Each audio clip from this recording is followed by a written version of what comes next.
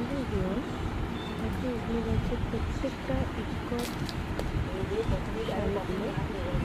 শাড়িগুলো এতটা soft quality, just অসাধারণ কোয়ালিটি। তোমরা এক পিস করে পারচেস করে দেখো জিনিসটা কি আছে।